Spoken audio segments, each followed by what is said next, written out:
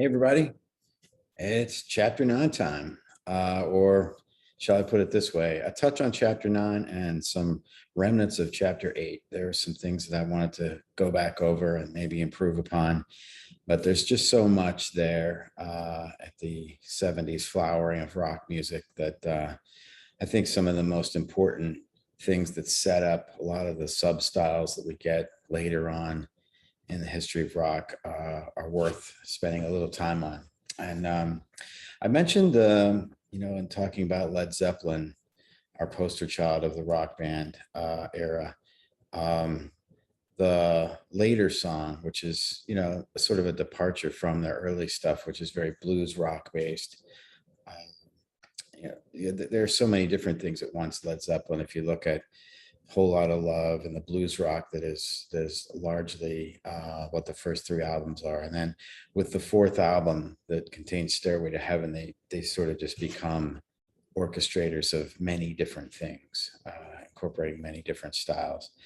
This song Kashmir that I pointed to earlier is kind of an interesting item, and musically it's at once simple and complicated. And I just wanted to take you through a couple of the reasons that is true. So just to refresh what's going on with Kashmir, and this is I think a really faithful to the song recording made later when they reunited the remaining three members with John Bonham's son, Jason Bonham. You have this.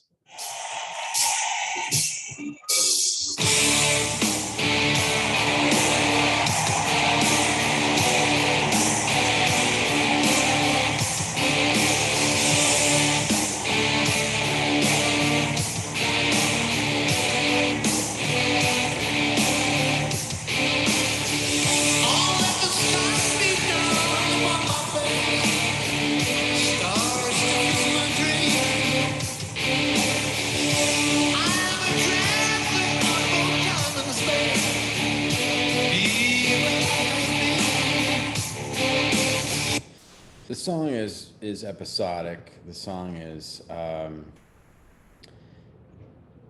ethereal. It uses, in D major, some notes that are pretty chromatic to the feel of D major, and rhythmically, it's got some subtleties that are really astounding. It's quite a composition, and although it says Page, Plant, and Bonham here, it is true that the keyboardist bassist John Paul Jones had a lot to do with the way this came out, especially his string parts on it, and sort of underpinning the thing that's going on there. And you can see him at the keyboard, and that even in that video going.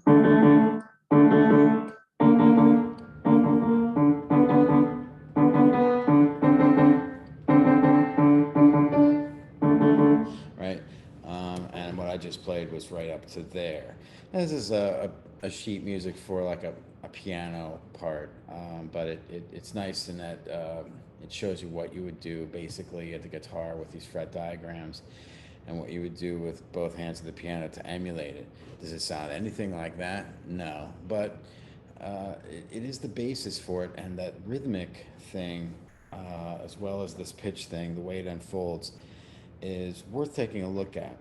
Here we see them using 16th notes, 8th notes, and you see the 3-note pattern. And in this case, you'd go 1 E and then you'd keep counting with subdivisions. I think we don't need to look at it in that complicated way so much. So I made a reduction of it. Apologies, that is in my own hand here, but I'll torture you with it here for a second. So with this, now I've transferred the rhythms to what I would call a quicker 4. 1 and 2, rest. 4 and 1, rest. 3 and 4, rest. 2 and 3, rest. 1 and 2, rest. 3 and 4, 4 and 1, rest. 2 and rest. 3 and 4, rest. 2 and 3, rest. And then it goes back to this, right? So notice the the layers that happen right here. Okay, so we have at the very base, and I want to call them the foreground level, 8 incarnations of this 3-note motive, which probably includes the 1 beat rest. So we have on one layer, right, E flat, which is flat 6, and then B natural, and the C natural right against the D is what we might call flat 7. It's the lowered C sharp, casually known as flat 7. You don't have to know that, but what you might want to know is that we've got this chromatic ascent, all right, moving in this 3-note motive. It's a move through space and time. It's a move through the pitch space that goes 5, flat 6, 6, flat 7. And it's a move through time that against that 4-beat measure, there's phasing. This is the thing, the concept I want you to understand. There's layers of different rhythmic organization here. On the foreground, it's just 3 notes, and then, which is really 2 beats, and then a rest. So it's 3, 3, 3, 3. And at the end of that 3, you come back around to being on beat 1.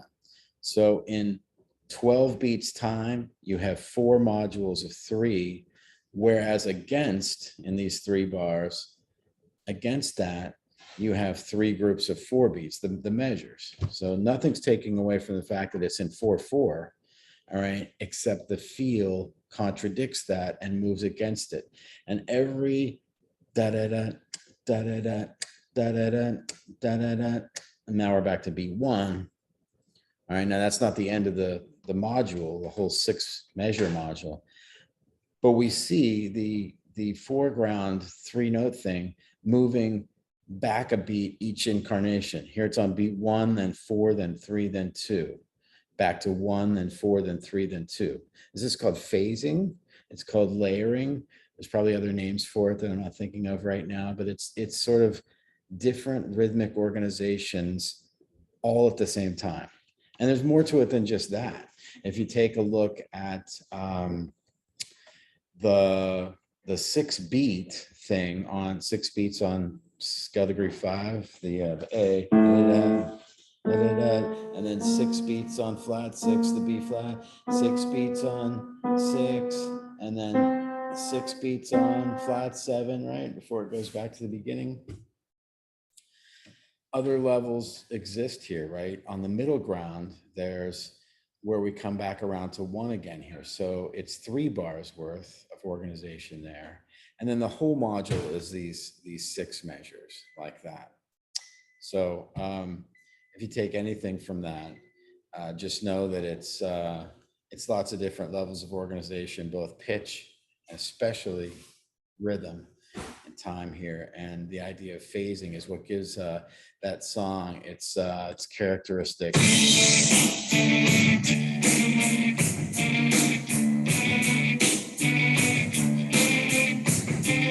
They go to the D there before they go back down to the A, but it basically repeats the whole way through most of the piece, right? All those things grinding against one another, grinding against each other, both in pitch and in rhythmic organization.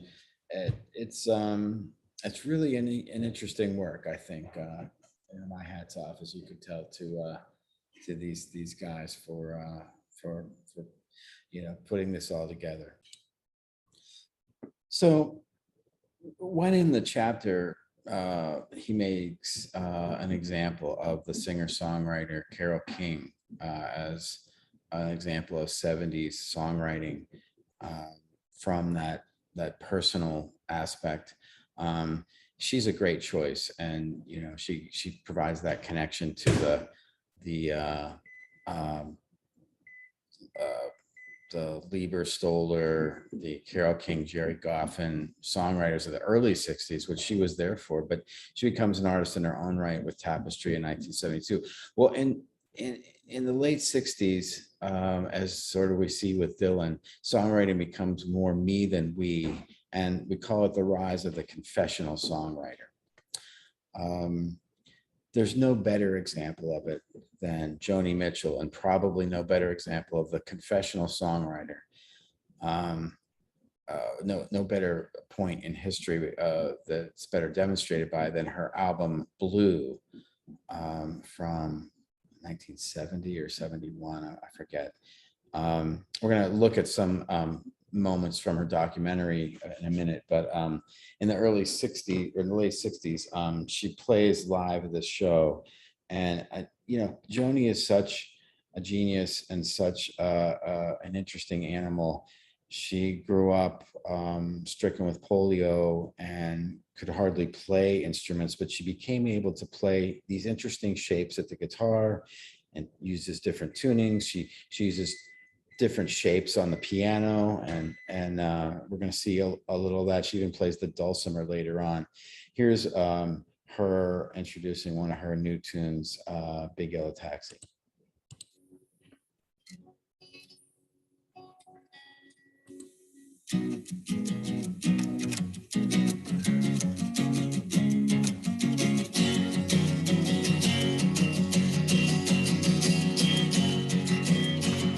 Paradise, put up a parking lot.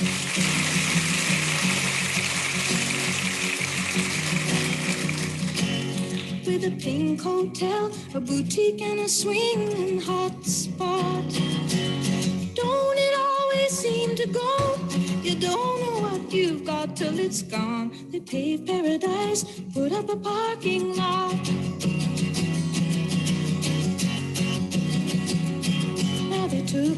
You kind of hear how effortless all her music making is. It's something that I think a lot of us wish we could know someday. Maybe we know it musically some of the time, and maybe we know it in other ways, things just intuitionally pouring out of us. It almost seems like there's no better example in our generation's time than to look at Joni.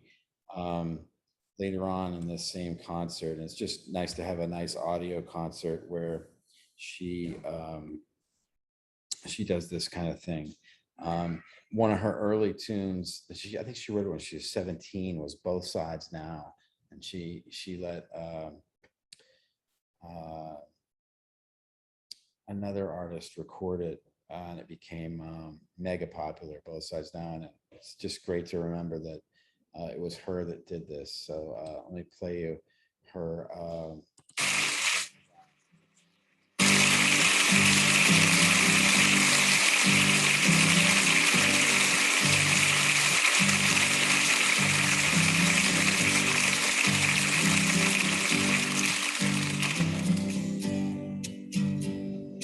Rows and flows of angel hair and ice cream castles in the air and feather canyons everywhere. I've looked at clouds that way, but now they only block the sun. They rain and snow on everyone. So many things I would have done, but clouds got in my way. Oh, I've looked at clouds from both sides now, from up and down, and still somehow it's cloud illusions I recall. I really don't know clouds at all.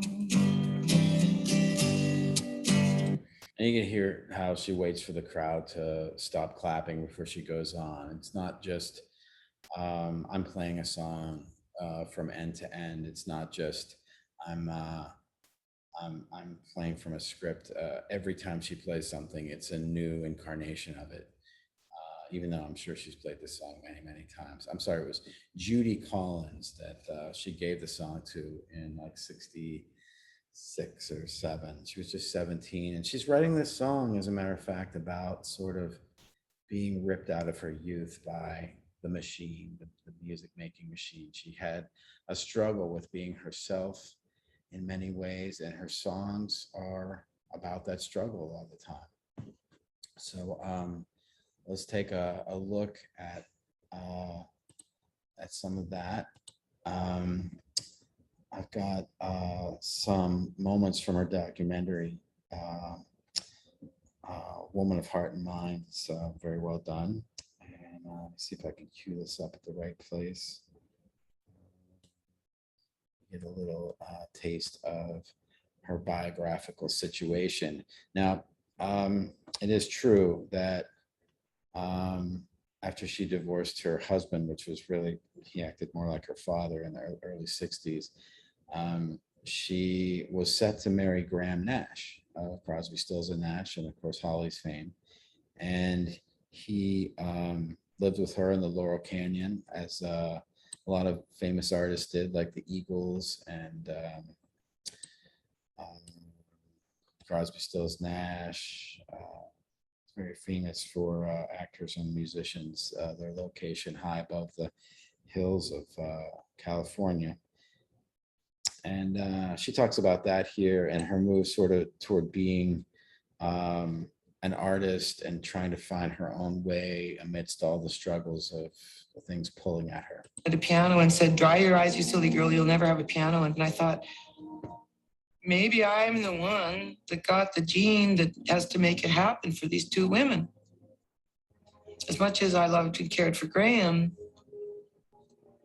I just thought, I'm going to end up like my grandmother, kicking the door off the hinges. You know what I mean? It's like, I better not, and it broke my heart.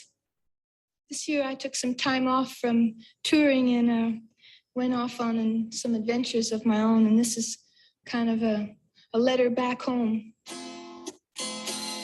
Sitting in a park in Paris, France, reading the news and it's all bad. They won't give peace a chance. That was just a dream some of us had. I remember getting a telegram from Greece from Joan, the last line of which was, "If you hold sand too tightly in your hand, it will run through your fingers." It was Joan's way of saying goodbye to me.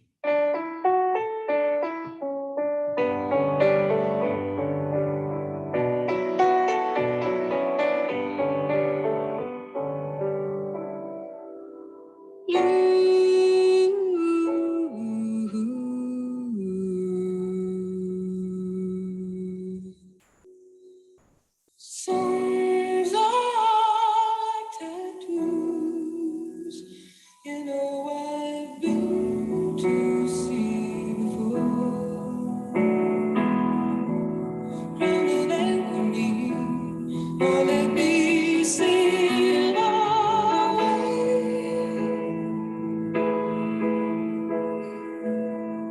Hey, blue, there is a song for you to incline to.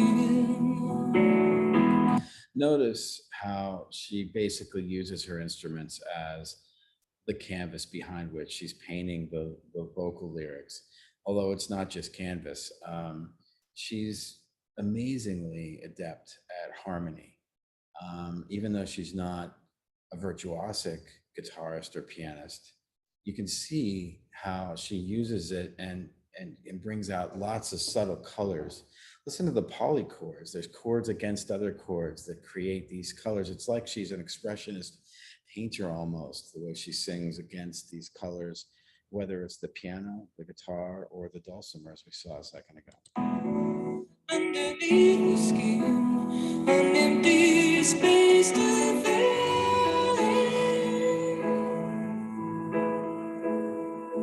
When there's so many sinking, now you gotta keep thinking you can make it through these weeks. During the making of Blue, I was just so thin-skinned and delicate that if anybody looked at me, I'd burst into tears. I was so vulnerable and I felt so naked in my work. Everybody's saying, hey. And so, some of these chords she's playing at the piano are arguably jazz chords, and they're complicated when you add them all up.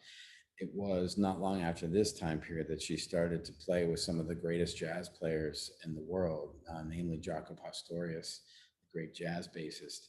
And and she attracted the respect of lots and lots of serious musicians, as well as established herself as a pop career thing there.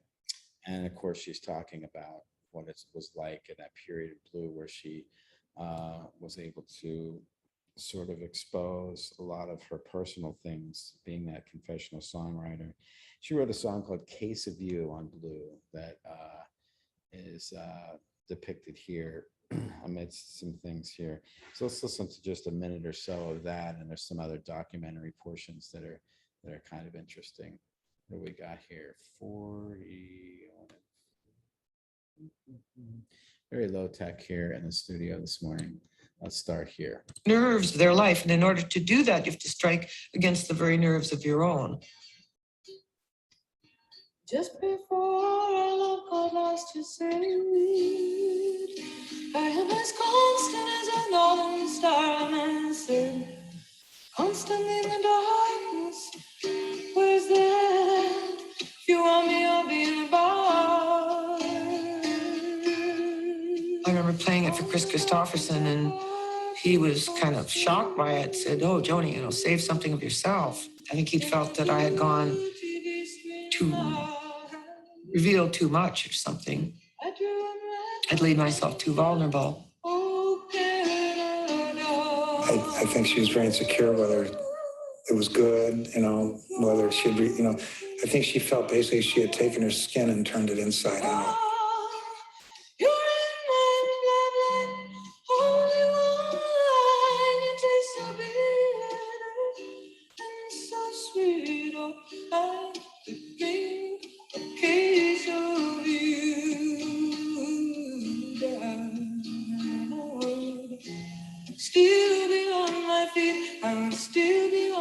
It was naked, pulsating, great poetry. Blue just went to a level of psychic pain and honesty that no one else had ever written before, and no one else has written since.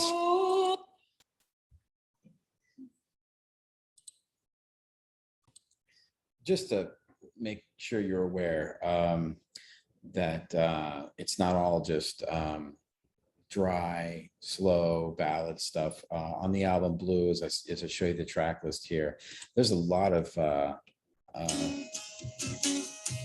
upbeat things that arguably are rock band tunes, and rock bands have covered them. This is a nice one. All of these tunes are spectacular tunes. If you are uninitiated to Joni and you want to sort of I am on a lonely road and I am traveling, looking for something. What can it be? let's see if I can find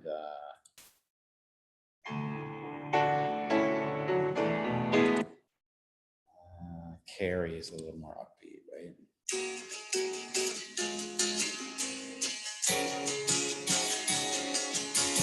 The wind is in from Africa. Last night I couldn't sleep. Oh, it sure is hard to leave here, Carrie, but it's really not my home. My fingernails are filthy. I've got beach tar on my feet, and I miss my clean white linen and my fancy French cologne. Oh, Carrie, get out your cane, and I'll put on some silk. Oh, you're a neat old daddy, but I like you.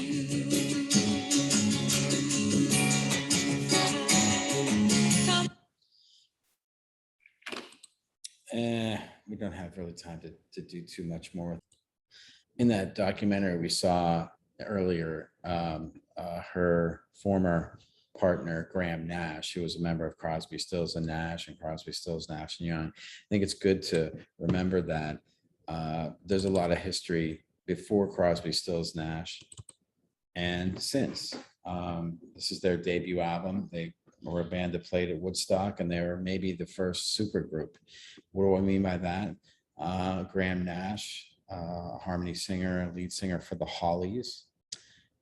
Stephen Stills, the driving force behind Buffalo Springfield, which, by the way, it's good to remember that our book draws its title from Buffalo Springfield song. I don't know if it's mentioned prominently in the song, but if you know that song, stop, hey, what's that sound? Everybody look what's going down.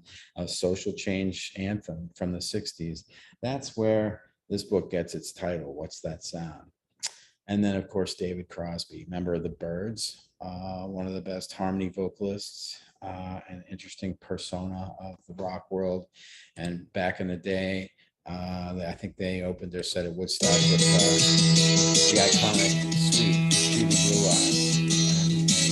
And the vocal harmony blend is amazing. Right? It's getting to the point where I'm no fun anymore. I am sorry. Sometimes it hurts so badly I must cry out loud. I am lonely. I forget what writer it was for Rolling Stone magazine, but he said he was there the first time they met each other and sang in the same room together. And he said the effect of their vocal harmony blend together was nipple hardening. So I don't know if that's an apt description for any of us, but yeah, it's true that their blend is good, their musicality is good. You know, they have a great ear, and I find as I do a lot of vocal harmony singing. That's a great interest of mine. There's two kinds. There's this kind where you have three different kinds of voices that go well together. It's sort of like an appetizer plate where everything kind of complements one another. And then there's the blood harmony way, like the Everly Brothers, where it's almost the same voice. I think of the Beatles as having some of this and some of that. I think of something like Destiny's Child or the boy bands as being almost the same sounding voice, and they're produced the sounding way. So it sounds so smooth, the blend, and that's a nice sound too. But you get some amazing things with Crosby, Stills, and Nash. I wanted to show you their just a live moment of their Carry On here. This is from the Crosby, Stills, Nash and Young 2000 tour, known as CSNY2K, which I saw this tour, as a matter of fact.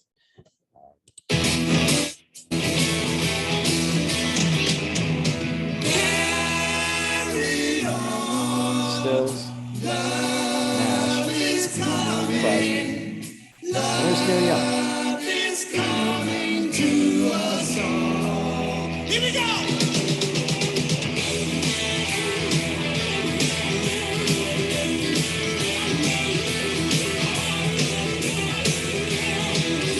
So super good, right? Especially with Neil Young, right? It's good to remember that Neil Young is a force unto himself. Like Joni Mitchell, another Canadian, and one whose songs are, he's another example of just a great songwriter. I can remember reading an interview about what he did to write his songs, and the guy said, do you write the chords first? Do you write the melody first? And he just says, my best songs, I'm sitting there, with a pad on the bed, and I'm sitting in a chair playing my guitar, and it all just comes to me all at once. So I don't know if that's very helpful for you songwriters. Take a look at his live performance of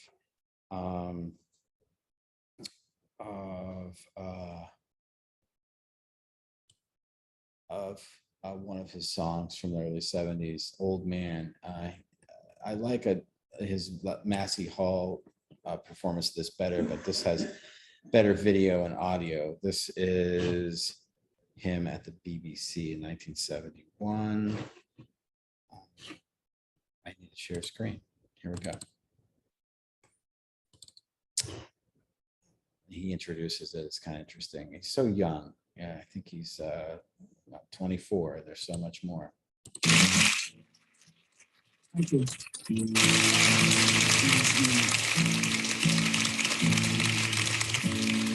It's a new song I wrote about my ranch. I live on a ranch in California. I just bought it a while ago from these two lawyers. And was an old man living on it. I don't know if you have things like that here, like foreman on ranches. It's like an old caretaker, takes care of all the cows, fences, and everything. So I wrote this song for him.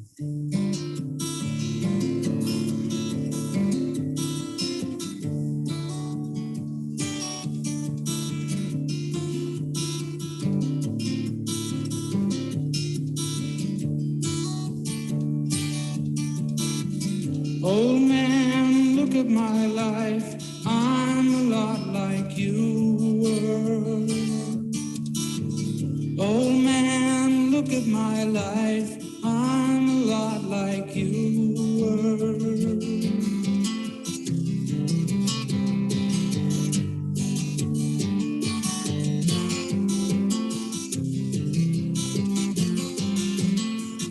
Old man, look at my life.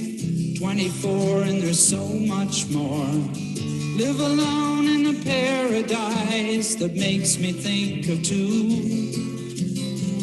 Love lost such a cost. Give me things that don't get lost. Like a coin that won't get tossed, rolling home to you.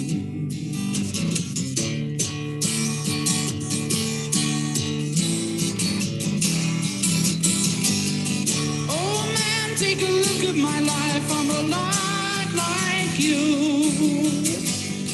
I need someone to love me the whole day through.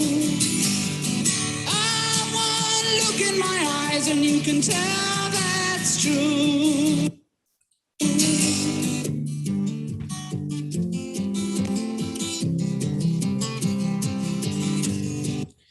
Here playing his Martin Dreadnought, probably a D28. He's really something else as a writer of interesting ways of playing the guitar. He's playing mostly with a pick here, but moving between the strings with such deft and accuracy that he makes lots of different riffs and little contrapuntal lines. So the music pouring out of him, out of his hands and his voice, and in picturesque ways, great songwriter. And he's also a great rock and roller. It's good to remember. I don't have an excerpt of him playing with his band, Live Rust, or sorry, Crazy Horse. But if you're interested in Neil Young and his stuff, you may know that he's made his whole archive of recorded music available to the public, and it is there that you can hear just mounds and mounds of, especially a lot of live recordings that sound great. They get a lot of board tapes. Anyway, he influenced a lot of people, and one of the bands that's discussed along with the Grateful Dead and Fish and all that touring bands is the Dave Matthews Band. Interesting to see maybe one of the most heroic guitar players, Warren Haynes, join Dave Matthews for a Neil Young song. It's a way to tie some things together, and there's just no end to what I could comment on with the Central Park recording from early in the 2000s of Dave Matthews Band playing Cortez the Killer with Warren Haynes. We're going to let about a few minutes of this go, and maybe I'll make some comment afterwards. All right, so where are we here with this? Hopefully this works. So there's Warren Haynes. His Les Paul. And that's all the Central Park footage before they get to the tin. This is one of the great, simple, harmonic, structured tunes of Neil Young, Cortez the Killer. It's just a platform for a great live tune like they do here.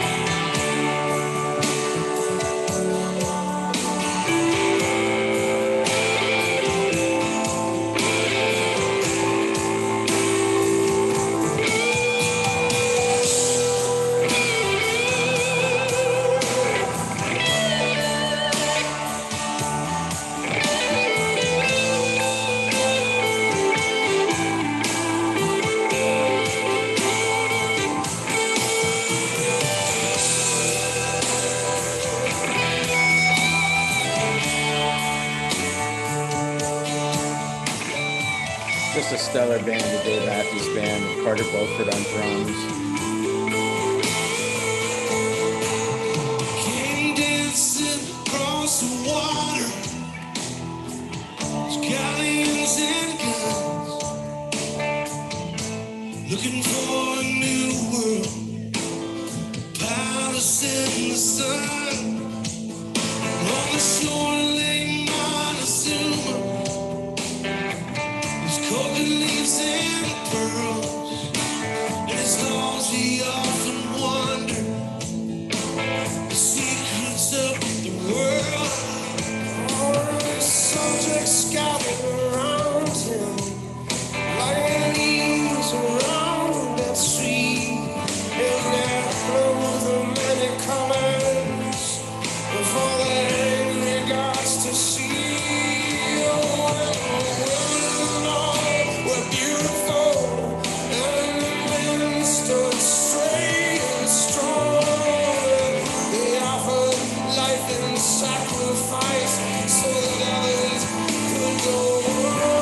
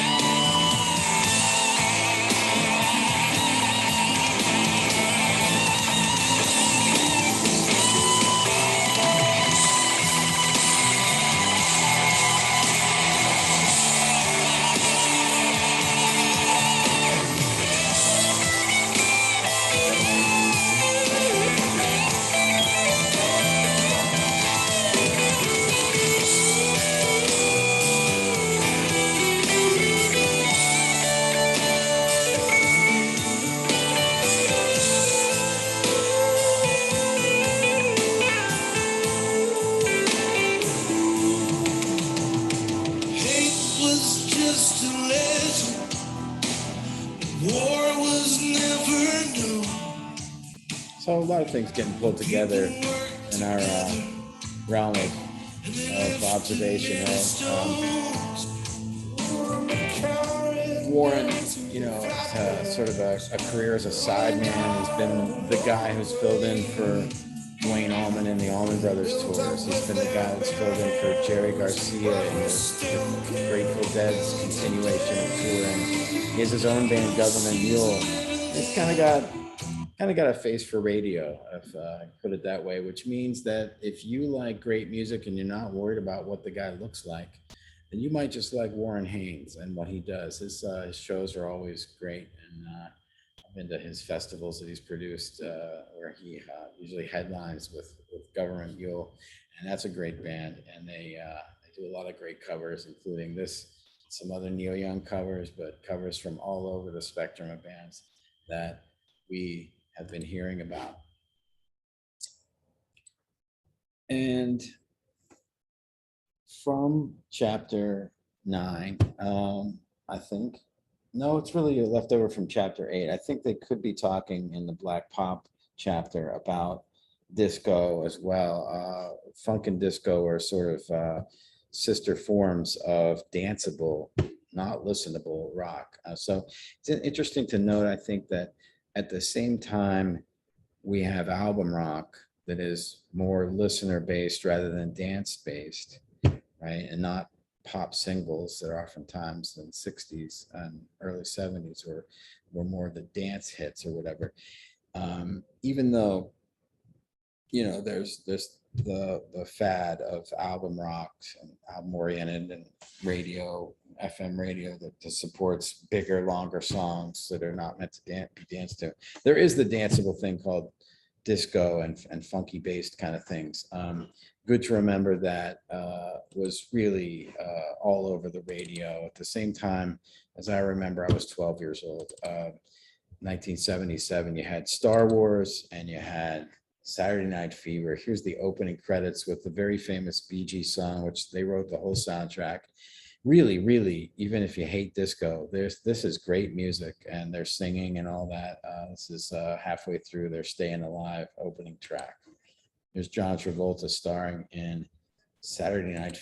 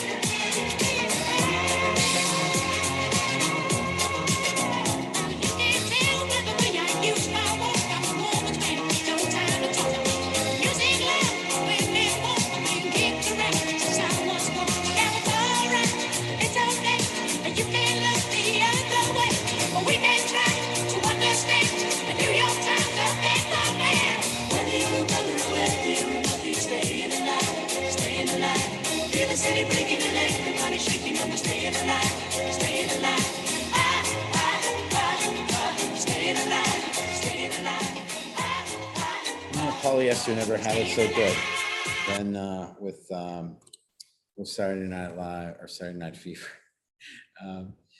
So I'll dispense with my talk about that for right now, and good luck finishing up and working on some of our things. And I will talk to you, who knows, maybe one or two more times. We'll see. And good luck with things.